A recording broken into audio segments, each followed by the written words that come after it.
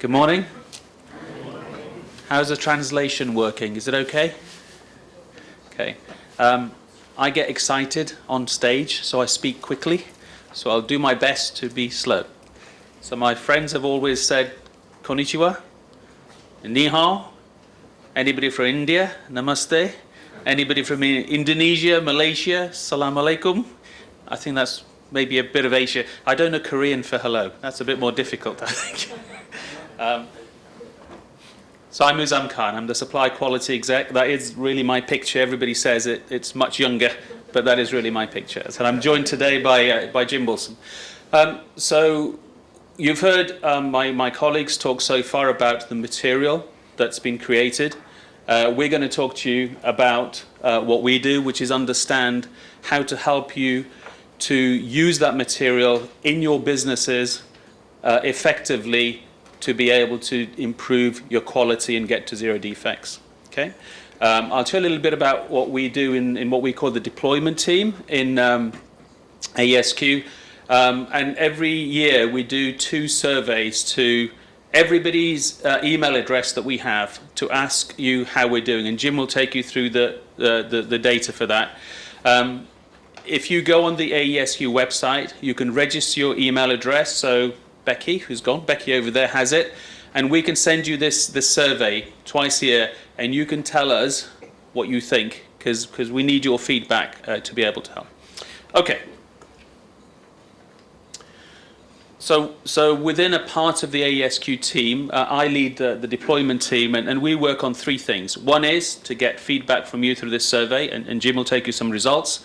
The second one is we recognize that the poll that Helen just did on what type of business you're in, make, buy versus special processes, you need to try to use these standards in the best way for you. So we try to understand in different types of business how best we can develop the standard for you. So we're going to try to do that. And the last bit, I think Denny mentioned it, is we have experts on each of the subjects within AS13100, and they're part of these subject matter interest groups. So they're formed as part of, as members of each of our companies, and they're there to help you. So you can access them, you can ask them questions, and I'll explain how later on. Okay? So they're the 3 things that we work on. So I'm going to hand over to Jim, Pratt & Whitney, and Jim will take you through the results of the last survey we did last month.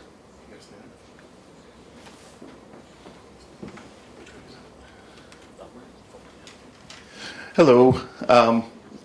Okay, what I would like you to do, so as Uzam said, we do 2 surveys a year.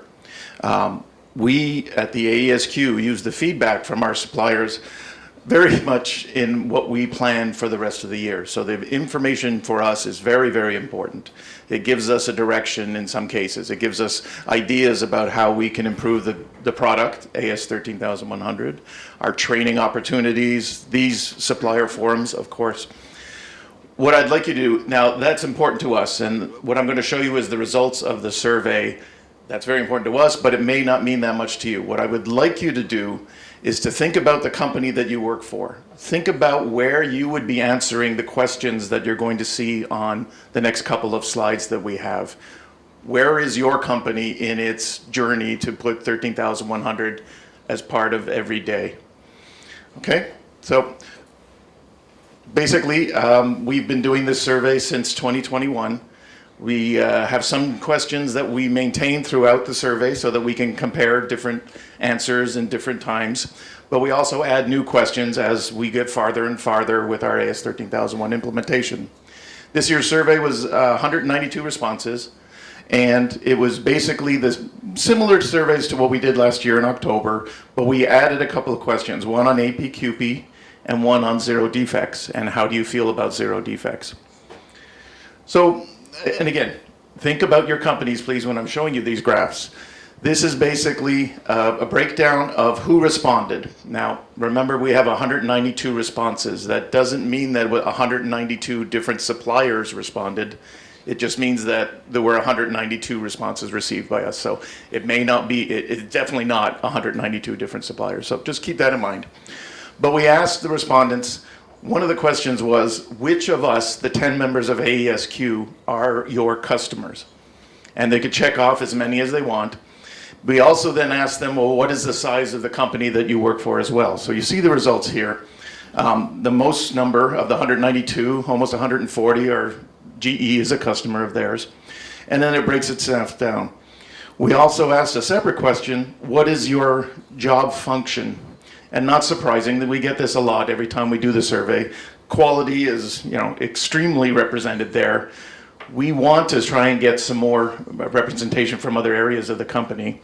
Production, engineering, design. We're hoping that some of those people will start providing feedback. But we know that it's mainly the quality organizations that are responding to this. One of the key elements that we look at is that 47% of the respondents are in small companies, under 200 employees. That's part of our biggest challenge when it comes to AS13100, a 96-page large document. How do we customize it, and how do we help out the small companies, as many as 5 employees in some cases?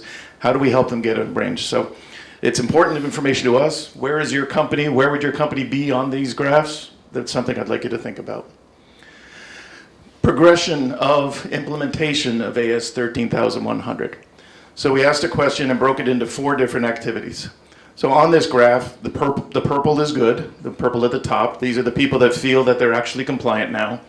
And we see that sort of increasing over time.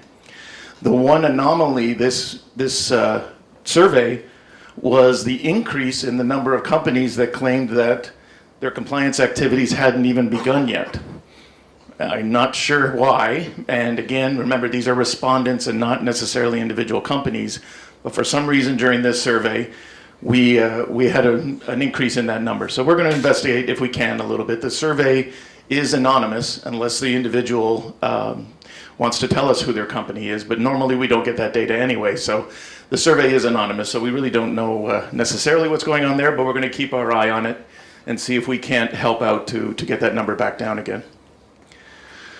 So of those companies that are not compliant, when did they think that they were going to become compliant? And we actually broke it down by month, but we've summarized it here. So 32% believe they're already compliant to AS13100. That's a pretty good number, but AS13100's been out there for a couple of years now, so maybe it's not that good a number. And then we start adding in. So this quarter, the next quarter, by the end of the year, we look at almost 2/3 of the suppliers believe they're going to be compliant in 2024. I think that's a fairly good number, given that it's quite a challenge for some companies. And then there's another 23% that believe that they're going to only be compliant in 2025. And that's where we need to see how we can help those people to accelerate. So we're going to look at, we have comments that are gathered during these surveys. So we look at those comments, we try to understand what are the issues that are going to keep the 23% there. From basically getting compliant before that time. Another one, webinars. You're going to hear a little bit later on the opportunities to get data from us, the opportunities to hear from experts in the areas. We were just talking about the SMIG groups. Those subject matter interest groups are regularly doing webinars, and those webinars are being conducted by experts in the field. Those experts have been doing whatever the subject is for 40 years, for 50 years. They really know what they're doing. And we wanted to see how many of our respondents were actually attending those webinars. So, it's not such a bad number. 60% have actually participated in a webinar. That was a fairly good number for us. None to date, and then, of course, we have an opportunity at the AESQ to figure out why 11% responded they had never heard that we were doing webinars. Later on, you'll see a link to those webinars. There's a website that has all of the past webinars, so you can download the videos of the webinars along with that. You'll see that at the end of the day today, I think. A question we ask regularly, and there's not too much variance here, but where can the AESQ help you better in the training organization? We have courses. The SAE, who we partner with, has developed courses in each one of these, almost each one of these various subjects.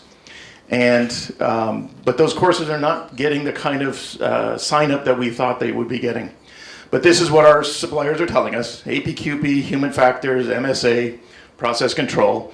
It's not a surprise, the list that's there, but it's something that we want to monitor. We try to make sure that we advertise our courses. There are MSA courses out there in the world that you can sign up for. It's not something that we invented. We're just using it as one of our tools. So something to think about. Where is your company, again, when it comes to that kind of training? Are you getting enough of the training that you need? Those kind of the questions that we'd like you to ask yourselves. And I think that's it for me. Remote, Jim?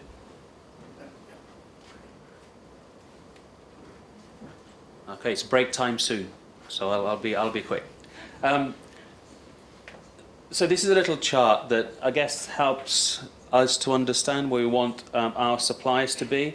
So the axis you have at the bottom is capability to use AS13100, capability to achieve zero defects, so from high this side to low that side. And the other bit is commitment. So commitment to complying to the standard and commitment to achieving the zero defect standard. Okay, so guess where we want our companies to be? Yeah. Okay. So we want our companies to be capable, highly capable themselves. We have all limited resource, so we can support you a little bit, but we can't do this for you. So the AESQ provides the reference manuals to give you material, not just the standard, but the reference manuals. And we provide access to experts, okay? As Jim has said, and as Earl will talk about later, there's lots of training courses around. Really, the best way to learn is to do it yourself. It seems very difficult to do these things, to do FMEAs, to do MSAs, all these tools, until you learn. It's like riding a bicycle. I can tell you how to do it, but until you do it yourself, you don't know. And once you learn, it's really easy. Okay? So have a go. The commitment bit is a bit more difficult in that 70% of you are quality people. So I know you're committed to quality. Yes? Everybody committed to quality? Yeah? Anybody not committed to quality in this room? No, good. But what you have to try to do is to influence your leadership to be able to do that. Okay?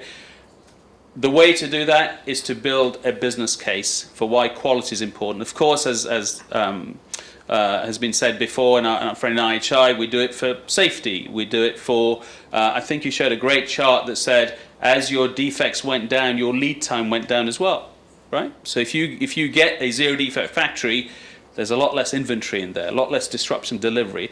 You need to use these facts to persuade your leadership. And if they still don't listen, then call us in.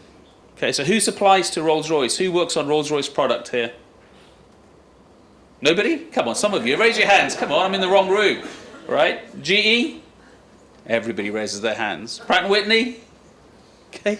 So, use your customers with your leadership to help us influence them, to raise you up that commitment level. Okay? But that's where we want to be. And I guess, in the future, we will select the suppliers that are in that top right-hand corner for you, okay? The people who are committed and capable. So it's really important that you take that away from here. Okay. So we've started a lot more now in the AESQ to talk about zero defects. So as Denis explained earlier, for the last 10 years, our focus has been to provide a common standard, 3100. Now we want that standard to be used to achieve zero defects. So for the first time in the survey we did, we asked the 200 people that responded, what's their attitude to zero defects? It was a very simple question. I can't remember what it was. Is where do you think you are on zero defects? So it's a bit of a normal distribution. The majority think in the middle. Yeah, it's possible. There are some. Thank you for those who said very realistic. That's great. We like you. And there are some that said it's impossible. But there's only a few of them, so that's good. What we are hoping over the years when we repeat that question is this will keep shifting. We want all of you on the right-hand side of that to say it's very possible to achieve zero defects. The only way you can do that is to start practicing and getting a product by product to 0D. I can't tell you that. I can't tell you you'll get. You have to prove it yourself. Okay? But we've done it in Rolls-Royce, and GE have done it, and you'll hear stories of our suppliers that have done it. It's not that difficult once you get this in your head. Okay, it's perfectly possible. So I read that as a positive chart. There are some people think it's difficult, but a lot of them are willing and want to get to 0 defects. So that's good, and we're here to help you to do that. Okay. Part of the help we provide then are these subject matter interest groups, which we shorten to SMIGs. There is one for every key topic, most key topics in the AS13100. So here's the list of the groups that we have. So you can see we have problem solving, we have DPRV, we have MSA, process control. Every one of those boxes has got experts from our companies who maintain and improve the reference manuals. They provide webinars. Those webinars are available on the AESQ website. So they've been running for the last 2 or 3 years. So even if you've missed them, you can go back and look at them now. So one action to take away from here for you is to go on the AESQ website, and if you're interested in problem solving, go and have a look at the webinars and problem solving. If you're interested in human factors, go and have a look. And then encourage your colleagues in your companies to also go on that website. So in this world, knowledge is not a problem. Access to knowledge through the internet, everybody can get that on their phone. That's the easy bit. But then you have to try to use it. Right? But once you do, you're all clever people. That's easy as well. Just have a go. Right? Try. Okay, so I would encourage you also, who's on LinkedIn here? LinkedIn? Yeah, a few? Raise your hands higher. Don't just go halfway. Go on. I'm too old to be on social media. So I'm not on TikTok, Instagram, all of that. The only piece I'm on is LinkedIn. And the only reason I did that is because I joined AESQ so that I could support what we're doing. So all of these subject matter interest groups have communities of practice on LinkedIn. Okay? So one of the other things you can do is, if you're not on LinkedIn, get on LinkedIn. If you are, go and search for these groups and join these groups. And you can ask them questions, you can give them suggestions to the experts on these groups. So it'd be great to have a conversation going with you and your colleagues in your companies through LinkedIn or through the AESQ website to do that. The last bit, before I let you loose for coffee, is one of the new things we're going to do, we haven't done it yet, is create what we call special interest groups. Like I said earlier, if you work in a raw material environment company, and some of you do, as you just said, you want to understand how do you best apply 13100 to you. So we want to try to get the people in the raw material parts of our supply chain to talk to each other. We want to get, as Jim has said, 40 of the companies that respond to our survey are less than 200 people. So if you're 100, 200 people, you probably only have one quality person on that site or that company. How does that person absorb all of these standards, etc.? We want to try to understand how we can help. We want to 70% of the people in this room are quality, but quality is important.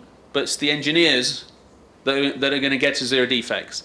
So we want to start to engage more with the design, the manufacturing engineers through the AESQ to help them talk to each other. You know, people from GE and Rolls-Royce and Pratt and Whitney and IHI and KHI, the engineering leads talking to each other will also be really important as well. Okay, so this is new. We haven't quite done it yet, but this is what we want to do moving forward. Okay? Does that make sense? Understand? Good? You've been sitting for a long time now. You deserve some coffee, I think. Just a housekeeping thing. I'm going to say this a couple times today, but again, the Slido app that you've all got open has a Q&A page and then the polling page. Please, I'm going to be up again later this afternoon with the panel, and we need some questions. So as we're presenting like this, please, a reminder, enter your questions there. You can not only enter a question, but if you see somebody else has entered that question, give it a thumbs up, and it'll start to increase it up the list so that we can see that there are more and more people that are interested in that particular subject, okay? Thank you. Okay, so how long are we breaking for, Becky? 25 25 minutes, lots of time. I think the ladies' restroom is on the left, the gents is on the right, the coffees are everywhere. Enjoy. Right, see you in a bit. So during the break, I got some feedback. Okay, feedback is important to improve. So the feedback I got was, Uzam, speak even slower. Uzam, don't walk around without the mic. And a bit of feedback for you as well. Lots of you are taking lots of notes. That's fine, that's great. But we will make all of these slides available on the AESQ website afterwards. So you don't have to take every note on every slide. You don't have to take pictures of them. Just take the actions that I ask you to take and go do them. That's the important bit. Okay, so we're going to spend a few minutes talking about a really, really important topic that's relatively new to our industry, and that is human factors. I'm going to show you a case study from Rolls-Royce. The credit for this actually goes to a colleague of mine in engine build in Derby, in England. He's not here. We couldn't fly him here for 30 minutes to present this, but his name's Steve Roebuck. He's also got this on LinkedIn and on the AESQ website, so if you want to hear it from the person who developed it, go and listen to him. He's much better looking than I am as well, just if that helps. This is what we make in that facility. Anybody make any parts for the XWB? Yeah, Helen's GKN. So XWB goes on the A350, thank you, just got a blank. The 97K is the bigger engine that goes on the A350 1000. The Trent 1000 goes on the Dreamliner 787, and the Trent 700 goes on the A330 Neo. Okay. Every time we put this slide up, we have to say something. One of the great things about the AESQ, I'm speaking too fast again, aren't I? Becky, where are you? Noel? You're supposed to tell me to slow down, right? Okay. One of the great things about the AESQ is we work with our competitors. So normally, you know, we don't like GE and Pratt and Whitney and people like that. But within AESQ, they're our friends because quality is more important than competition. Okay? But these are the best engines in the world. I'm just kidding. So every engine has 30,000 components. Okay? What we do is not easy. And what you do is not easy. The materials that you're trying to manipulate and change to do what we want to do, it's not easy. So when I say getting to zero defects is easy, it's a little bit difficult, but we can do it. So engine is a complicated thing. Assembling an engine is a complicated thing, and it requires lots of humans to do that. You know, in the car industry, a lot of that has moved to robots to eliminate human error. But in aerospace, a lot of it still depends upon people. And people make mistakes because we are not perfect. And that's where human factors comes in. And it's about how do we eliminate defects through human error. Okay? So, remember Slido? So what is your knowledge of human factors? So there is the QR code there again. So if you can get back on there, and it doesn't matter if it's low, it's not an exam. Be honest.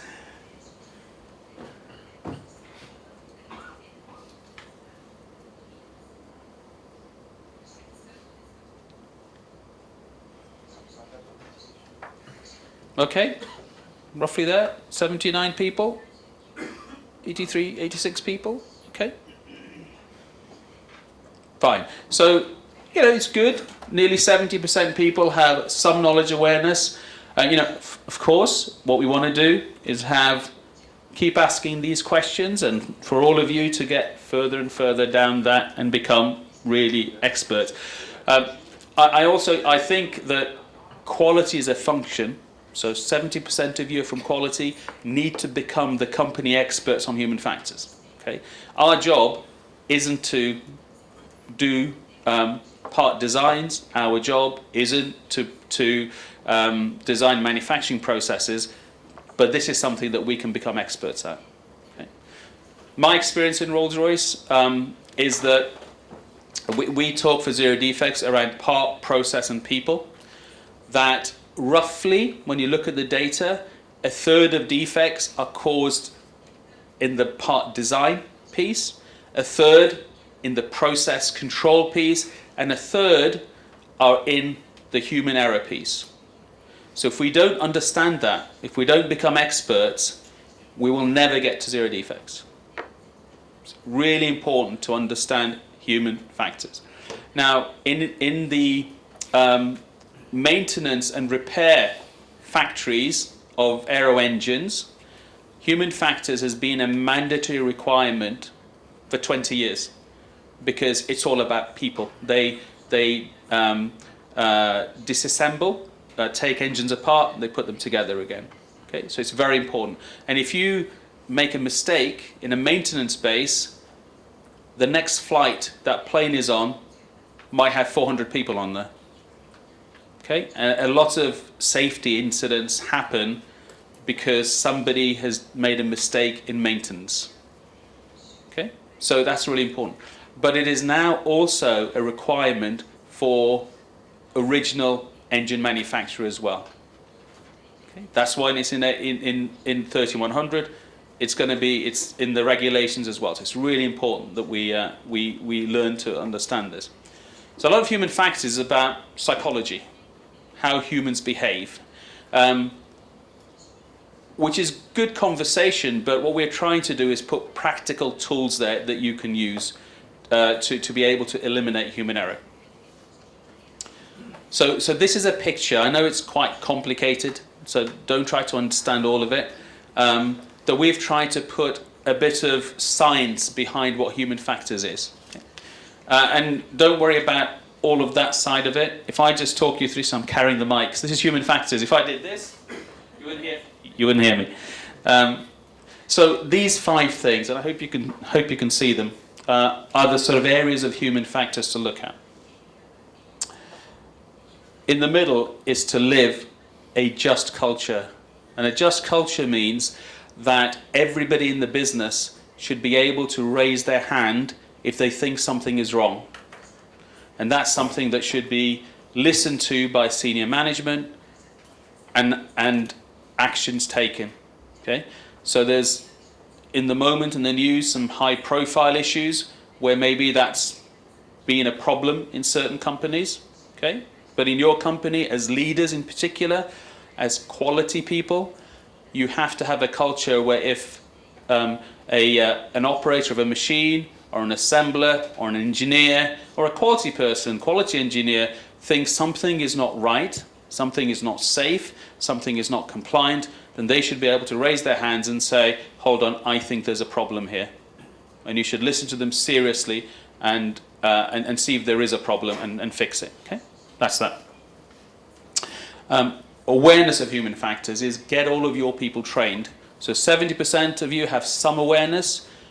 We need to get an expertise in this field because, as I said, if we don't do that, we will never get to zero defects. So if you haven't been trained on human factors and your leadership haven't been trained and your people, get some training. Okay? There's lots of training around. Improve to reduce the error zone. So, anybody heard of Pokeyoki? I'm sorry for the Japanese people, I've mispronounced that. Yes, is that correct? Pokeyoki. So it's mistake proofing, and you know, it became famous through, it's a Japanese word. So how do we make sure that we design processes that do not allow a human to make an error? Okay, that's the perfect thing, place to be. Reporting issues and hazards. So Earl will talk to you later about a safety management system. So make sure that you have systems in place that allow people to report these things, and you have good access and governance to these systems so people see you listening to them and responding to them. Because as you know, if you raise a concern and nobody listens to you or does anything with that, you won't raise another concern, possibly. Okay? So it's important to have effective systems in place to do that. And the last one here is learning from investigations.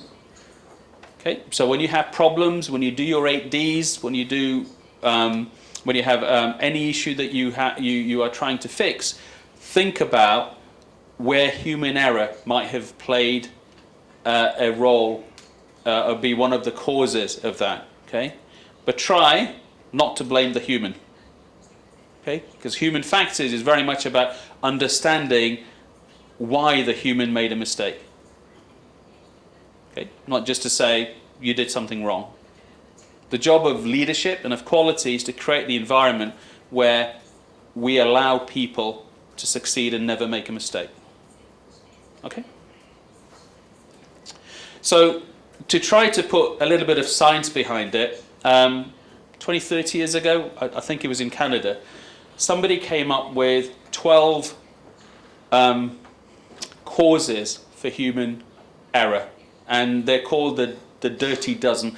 I don't know how it translates into Japanese, okay, but the dirty dozen. So I'm going to put those up, and I'll talk you very quickly through what some of them are. Okay? So, this doesn't mean that these are the only reasons why people make mistakes, but these are the most common reasons why people make mistakes. Okay? So just imagine that part process people, that you have a part that is well designed and can be made at zero defects. You have a manufacturing process that's in control and can deliver, but then you have me as your operator who has a jet lag because he flew in from England and had a fight with his wife. I didn't, just saying. So you come into work tired, etc. So how do you understand and help with that? So fatigue, as my French colleague would say, fatigue. Fatigue they could be tired. Right? So what can you do to make sure that you have working patterns in your work that make sure that people are not tired, that they don't do long hours, that if they work night shift, that you recognize that that has an effect as well. And also if somebody phones up and said, look, I can't come into work because whatever problem they have, that you understand that. Okay? Because if they come in and make a defect, and that defect has a safety implication, that's a problem. Yeah? Lack of communication. So teams not talking to each other, poor procedures. One of the challenges I think you will have, we talked about translation to languages, that's an issue. How do we make sure that the specifications that we have that are written generally by English people in English are understood in all these different languages? That's a lack of communication. Okay? Lack of teamwork. So in different parts of the organizations, different people have different objectives. Some are driving delivery, some are driving costs, some are hopefully driving quality, or everybody. Okay? So how do we make sure that we work to the common goal of zero defects? Lack of assertiveness. So sometimes people are too afraid to speak up. That's why it's important to have a just culture. Okay? Lack of resources.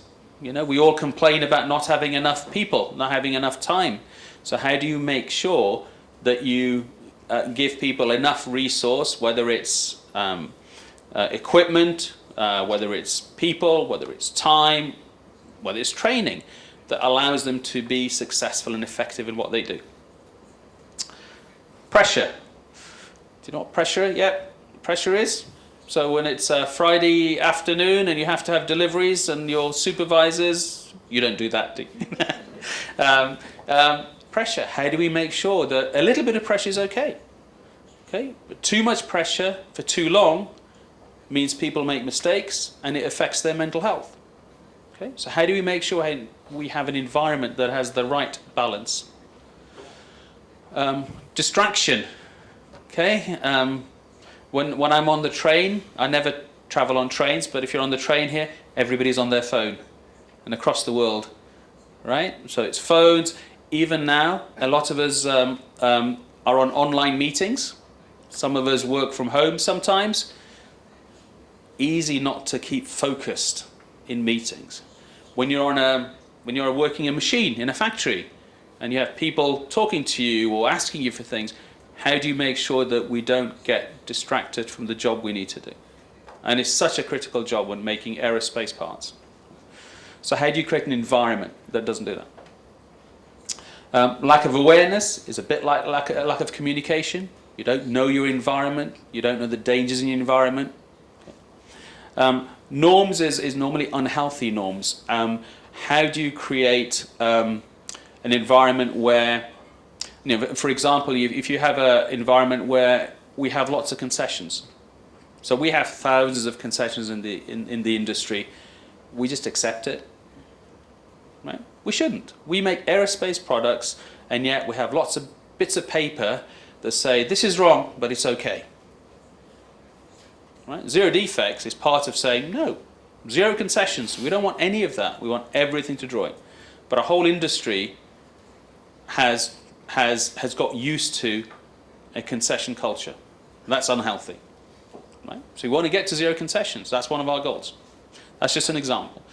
I think I've covered most of them. Okay. So is that okay? Do you understand all of that? So it's pretty simple. There's lots of material available. How am I doing, Becky? How long have I got? Okay, all right. I don't want to be under pressure. Okay. So I know there's a lot of words here. I'm not trying to explain all of the words to you, but this is an example of how to combine an FMEA tool, failure modes and effects analysis, but apply it to human factors. This is what the guys in our assembly and test did, to try to bring a bit of structure and science to how they become better. So what they did was started with a requirement that said we don't want any human error. Okay. Then they used the dirty dozen that I just showed you as causes of human error. Yeah? Sensible? Okay. They could have come up with their own, but they chose these because these are the common ones that studies have shown. Then for each of them, distraction is the example here. They said, what could cause distraction in their work environment? Okay? So they came up with mobile phone usage. Okay. I still haven't persuaded my children not to use them at the dinner table, etc. Anybody have a problem? Fellow workers, so people coming in and talking to you, distracting you from your work. Management coming and talking to you. So that happens, a few nods of heads there. We need to be careful. Quality issues are a distraction. Quality issues are a huge disruption. If you can imagine an environment where your company is at zero defects, just imagine how more focused you will be on delivering what the customer wants. One of the biggest distractions we have is when we don't make stuff correctly. And then we have to remake it, and all the pressure that then puts on delivery. Okay. Tooling issues, IT issues, environmental issues. So if you're working in an environment where it's too hot, it's too cold, you have earthquakes. I find it funny that in England we keep complaining about too much rain, and Yunsun comes up here and talks about earthquakes. I feel better now. I'll take the rain. Okay, so then for each of those causes, the guys said, how can we prevent those causes? Okay, so mobile phone usage policy defined and trained out. So in certain factories, you will find little square in the corner where that's the only place you can use a mobile phone. You can't use it in the machine, you can't use it on the aisleways, you only use it in that little space. That might work for you, it might not work for you. Okay? But that's an idea. And then detection. How do we know it works? So for that example, it's leadership, walks, and area supervision. Okay, so leadership, part of leadership responsibility is to ensure that people comply and help them if they can't comply. Okay? So that's just an example. So for all the others, they did the same thing. And the value in this exercise is to work with the people in that area, go through all of that, and come up with a set of actions that will make the possibility of human error a little bit less. Is that clear? All understand? Nod your heads. Communication, assertiveness. Okay. All right. So I've said that because we need you to do an exercise on this. So I'm going to give you a. It never happened. This example never happens in Rolls-Royce. This is just a theoretical example. I know you don't know each other in the tables, but if you can, discuss this in the tables around you. So don't just do it by yourself. Say hello to everybody who's on your table. This is the example. So imagine that there is an engine due for delivery at 5 p.m. on Friday. We always deliver engines before Friday, don't we, Dave? Okay. The dispatch vehicle is waiting outside. Big truck. And Dave Halpin, who's my colleague from Rolls-Royce, are very aware at 5 p.m. on a Friday of a big truck that takes a big engine that's ready to go to Airbus in Toulouse or to Seattle or wherever, and there's a quality issue. And it's not a good place to be. And if it's a supplier quality issue, it's not a good place for that supplier to be. The ferry, which is the boat that takes it to France from the UK, that's also ready. Okay? So all of these things are ready for this engine. However, one of the inspection team who should be working on the engine has phoned in absent this morning. Okay, so we don't have that resource. The engine has been delayed to some open operations found not stamped by the previous shift and some other paperwork discrepancies. So each of these are failure modes, and I want you to think about these things and help us understand what are the human factors behind this. So maybe as I talk, write down some of what I'm telling you, because I'll take the slide away.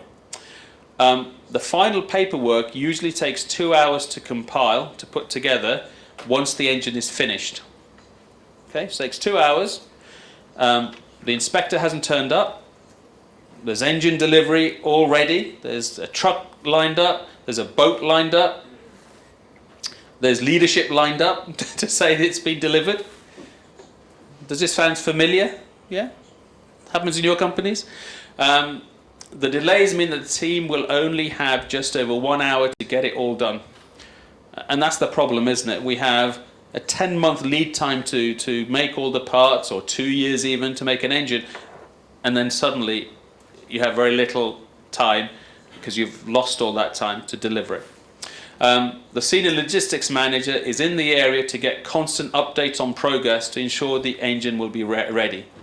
Okay, so you have leadership going, are we ready yet? Are we ready yet? Yeah? The customer is phoning the leadership, my plane's ready for this engine. Rolls-Royce, where is it? GE, where is it? Okay, so that's a scenario, yeah? So have you got that? So if I go through this again, engine ready for is due for delivery. One of the inspectors hasn't come in. There have been some missing paperwork. There's now less time to be able to do all that paperwork and get the engine delivered, and you have senior leadership phoning you and talking to you about when can we get this shipped? When can we get this shipped? Got all of that? Okay. So what I'd like you to think about is which of the dirty dozen, and that's another way that we use it. We try to make everything look like an engine. So which of the dirty dozen in that example do you think apply? Do you think are relevant? Okay? Do you understand? Okay? Right. So in your tables, I'll give you 2 or 3 minutes. Have a discussion. So I'll go back again, just very quickly. Engines due for delivery. Inspector hasn't come in because they're ill. There's some missing paperwork. There's now less time, and you have people asking you, "Is it ready? Is it ready?" Okay. So which of these 12 things do you think are relevant that could cause error in the delivery of that engine? Okay. What I'm going to ask you to do is put that into Slido. But first, I'll leave this slide up. Have a think about maybe the top 4 or 5 of these 12 that you think are going to be a contributor relevant to the example. Is that okay? Okay, those guys who are facilitating from our team, feel free to help. Okay, I'll give you a couple of minutes. Okay.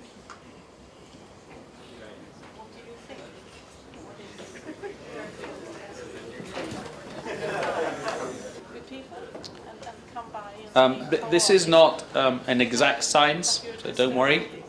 So if I put the Slido up, don't worry about the order. Whatever you think are the top ones, put them on Slido. Okay. Pressure, lack of resources, lack of communication, stress. Okay, all good? Understand? Fine, thank you very much. Okay. So, what I'd like to do next is we have a section on 2 best practice examples. One is from Kai Kunamasa-san from KHI, and the other one from Tagashi Sato-san from MHI. Kai, one of the things that if you're really good at something, we'll ask you to come over to Derby in England or to the USA to come and present to us. So we were privileged last year to have Kay come over to Derby and present at our Zero Defect Forum for Rolls-Royce on good practice, and it was very well appreciated by the people that attended that. So we've been working closely with them. So it's great to invite him again onto the stage to tell us the story of how his company is getting to zero defects. So, okay, San, come on over.